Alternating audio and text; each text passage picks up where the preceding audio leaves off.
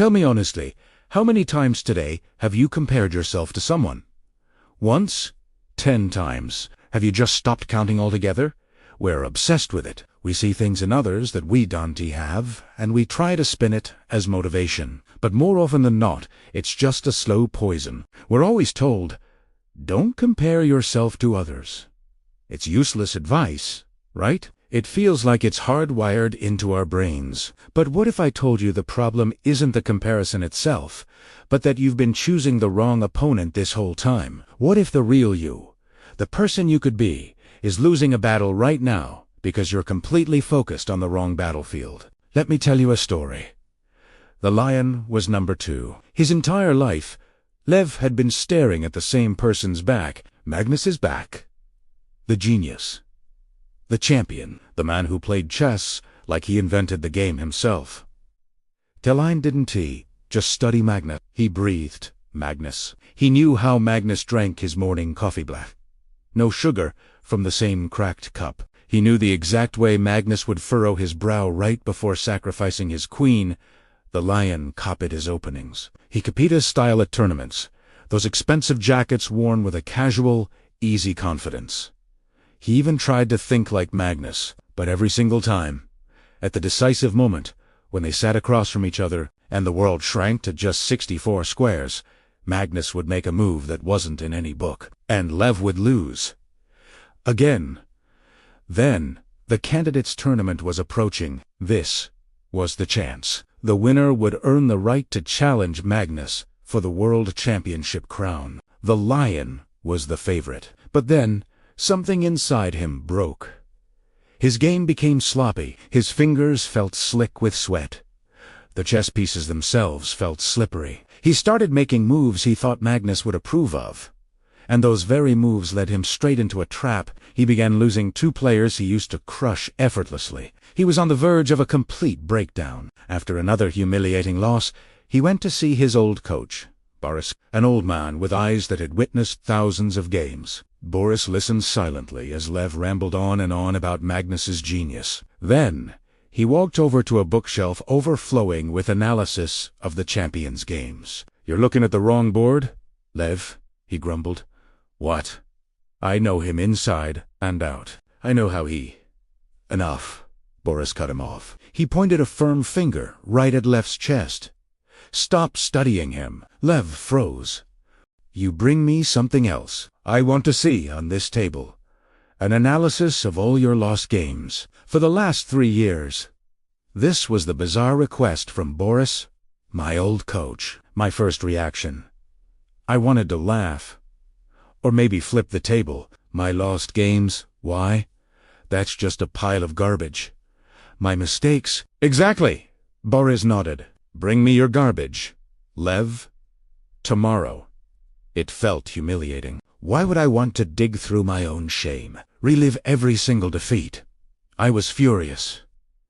But I did it. I went home and started digging. 3 hours in, and it was even worse than I imagined.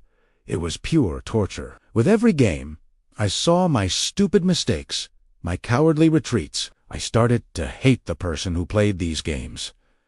Who was this guy? Then I got to a game from a year ago, a tournament in Zurich.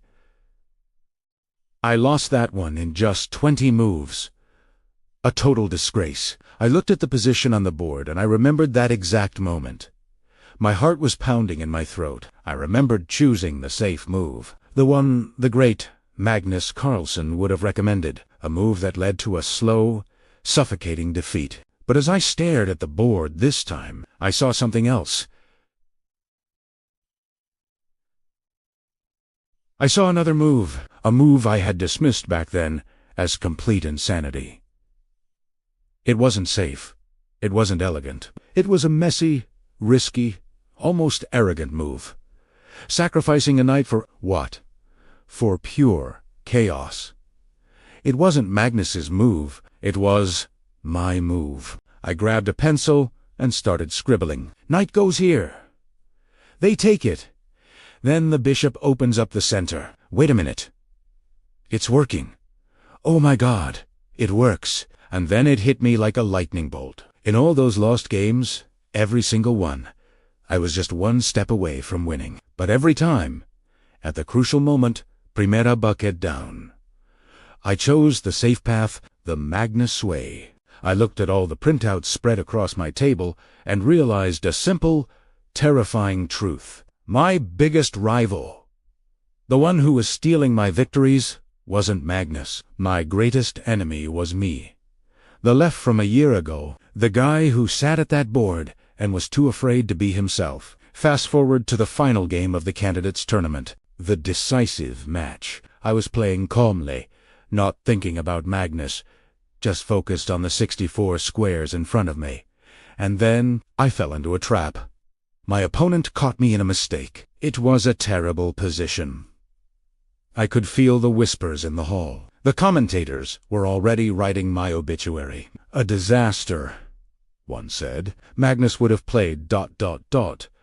My opponent smirked, confident he had me. I looked at the board, and for a second, I saw that scared kid from Zurich again. I looked him straight in the eye, and then I made my move. The hall went completely silent. The kind of silence that only happens when the impossible unfolds. The move was absurd. I was giving up another piece. My opponent's smile vanished. His eyes widened in shock. He started frantically calculating his options. But it was too late. I had created a storm on the board, a chaos that only I could navigate. 20 minutes later, the game was over. Primera de won. A journalist pushed through the crowd, shoving a microphone in my face. Lev, unbelievable. You did it. Are you ready to play Magnus? I wiped the sweat from my forehead and looked straight into the camera. For the first time in my life, I felt completely calm. I smiled. I'm ready to play myself, and I think I've already beaten the me from yesterday. This is a powerful story, and it's so easy to think it's just about chess, about winning, about how the eternal number 2 finally managed to pull ahead of the champion. But it's not. The story of Leo hooks us so strongly because, deep down, we're all a little bit like him. We all have our own personal Magnus.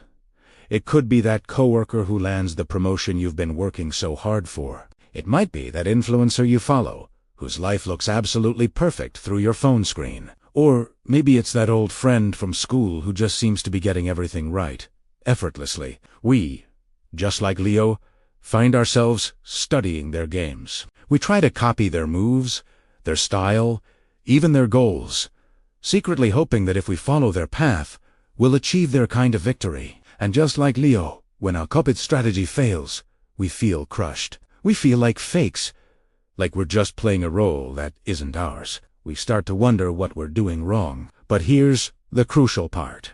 Leo's real breakthrough didn't happen during the tournament finals. Under the bright lights and the pressure, it happened much earlier. In that quiet, lonely room, late at night. Picture him there, surrounded by printouts that felt like a monument to his own shame.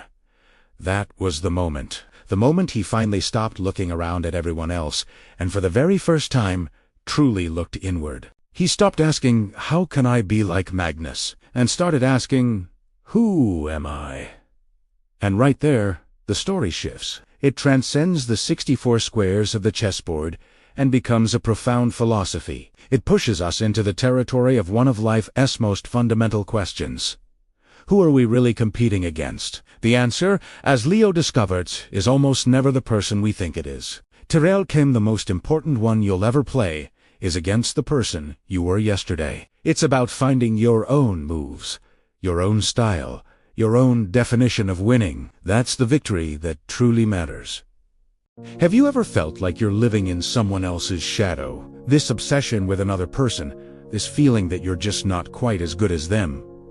It isn't just simple envy. It's a deep-seated mistake that philosophers have been warning us about for thousands of years. We think we look to our idols, our Magnuses, to make ourselves better. But in reality, we're often just looking for an excuse as to why we have and become our true selves.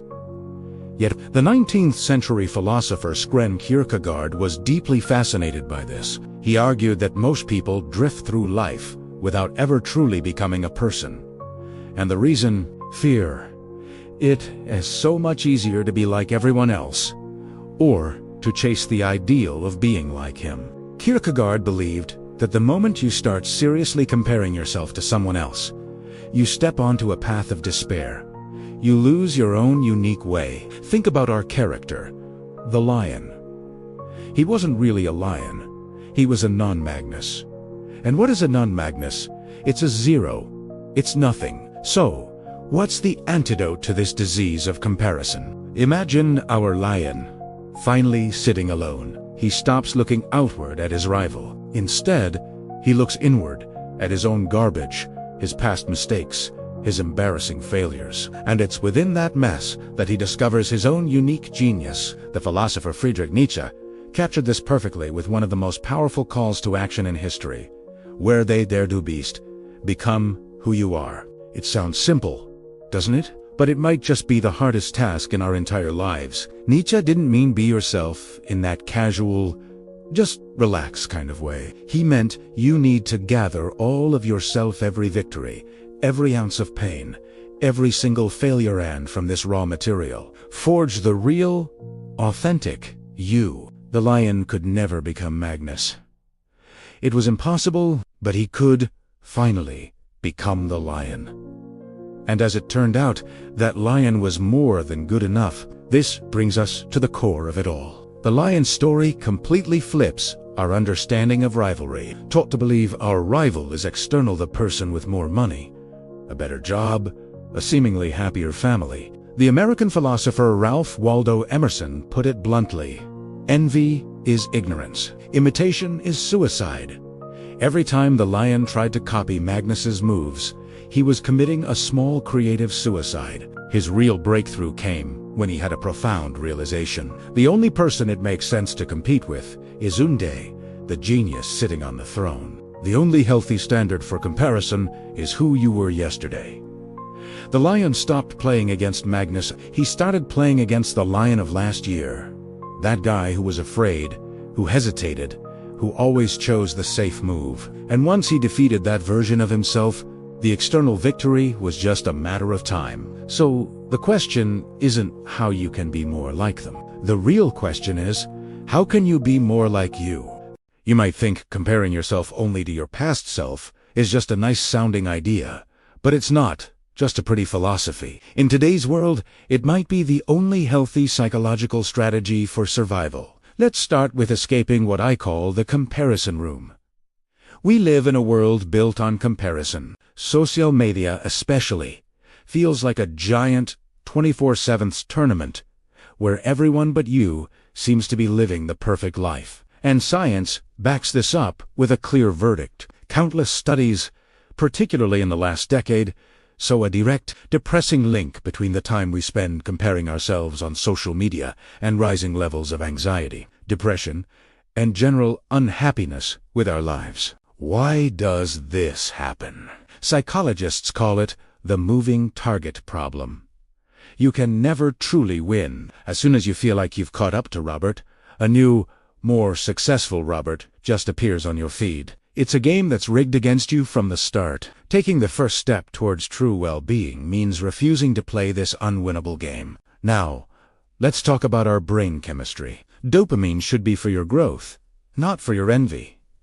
Here's how it works. Our brains love rewards. When you compare yourself to someone else and feel like you've lost, your brain registers it as a defeat. This causes stress, releases cortisol, and it literally hurts you.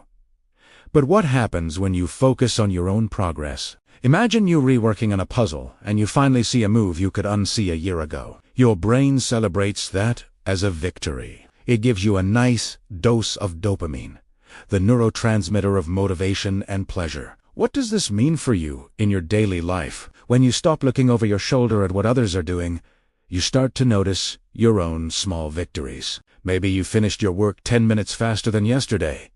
Maybe you ran 100 meters farther than last week. Or maybe you were just a little more patient with your family. Each time this happens, your brain registers, hey, we're better than we were. You get a chemical reward for your own improvement. This creates a real, positive biochemical loop in your brain. You're not forcing yourself to change, your brain starts to want it on its own. This leads us to the foundation of real self-esteem.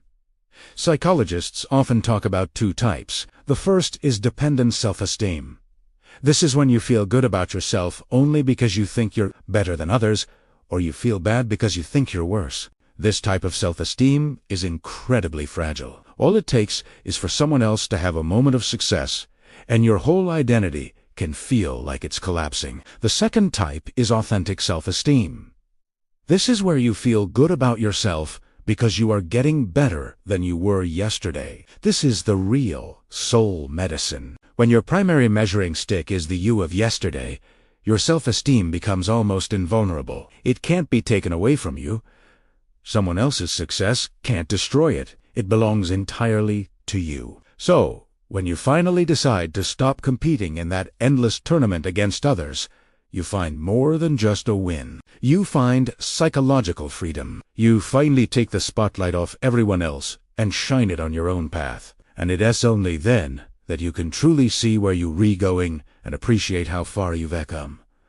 You don't have to win the Tournament of Champions, and you don't need to be a genius. This story, after all, isn't about beating your rival. It's about how to finally stop admiring others so much that you forget about yourself. De Reyes. It's much quieter. It doesn't happen in stadiums to the applause of a crowd. It happens inside. In that moment when you decide to act a little braver, a little kinder, or a little harder than you did yesterday. It's a marathon without a finish line, and maybe the only person you really have to prove anything to is the one you see in the mirror every morning. Take care of that person. And here's a warm question for you, which you don't have to hurry to answer. In what ways are you today just a little bit better than you were yesterday? Thanks for watching.